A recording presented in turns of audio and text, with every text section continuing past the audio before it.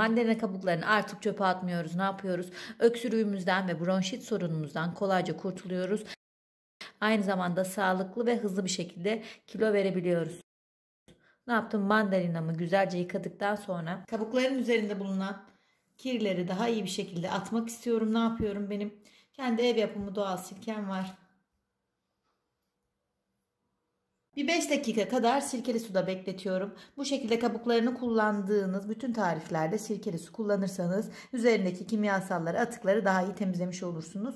5 dakika sonra artık kabuklarını alacağım. Evet, artık güzel bir şekilde dezenfekte ettim. Kabuklarımı soyuyorum. Kabuğunda kendinde olduğundan çok daha fazla C vitamini var. Biz o yüzden bu tarifte kabuğunu kullanacağız. Vücudumuza C vitamini yüklemesi yapacağız. Aynı zamanda kilo vereceğiz. Ne yaptım? Kabuğunu soydum. Şöyle küçük parçalara ayırıyorum hemen elimle. Şimdi eğer bir süzme aparatı olan kabınız yoksa demlikte yapabilirsiniz. Veya bardağın içerisine süzgeç koyup yapabilirsiniz. Ben böyle bir aparatım var. Daha rahat oluyor. Demliğim var. Onu da yapacağım. İçerisine attım. 400 milim su, kaynar su ekliyorum. 400 milimlik kaynar suyu ekliyorum.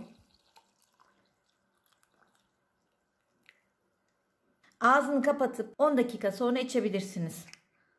Öksürüğünüze iyi gelir. Ama bunu daha güzel, daha faydalı hale getirmek istiyorsanız çubuk tarçın ve zencefil. Bunlardan ekleyebilirsiniz. Şimdi tarifimiz kilo vermek için çok daha etkili bir hale geldi. Evet, eğer zencefil, taze zencefiliniz yoksa toz zencefil eklersiniz. Her ikisi de olur. Şöyle küçük bir parça alacağım zencefilimden. Şöyle ceviz büyüklüğünde. Kabuğunu soydum. Taze zencefilimi de içine attım.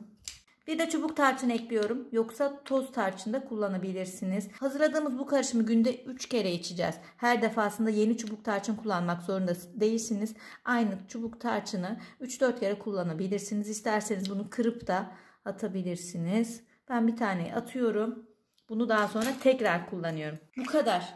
Kabuğunu soydum, tarçın attım, zencefil attım. Ağzını kapatıyorum. Bir 10 dakika bunu demlenmeye bırakıyorum. Artık tarifim hazır. Kış günlerinde gerçekten çok faydalı, uygulaması ve bulması çok kolay ürünlerle hazırladık ve çok etkili. İnanın 3 günde 3 kilo, 2 kilo verebilirsiniz. Düzenli kullanımla öksürük sorununuzdan ve fazla kilolarınızdan, yağlarınızdan kurtulabilirsiniz. Peki hazırladığımız bu çay ve mandalina kabuğunun faydaları neler?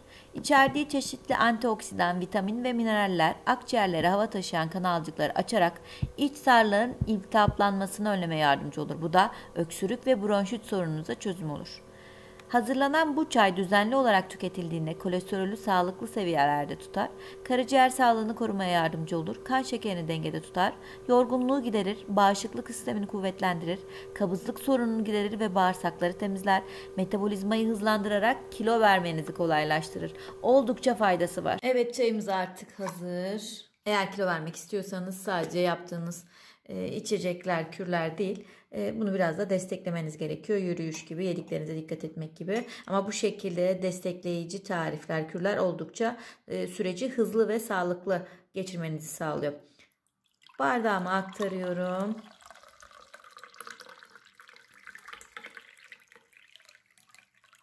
Çok güzel kokuyor arkadaşlar.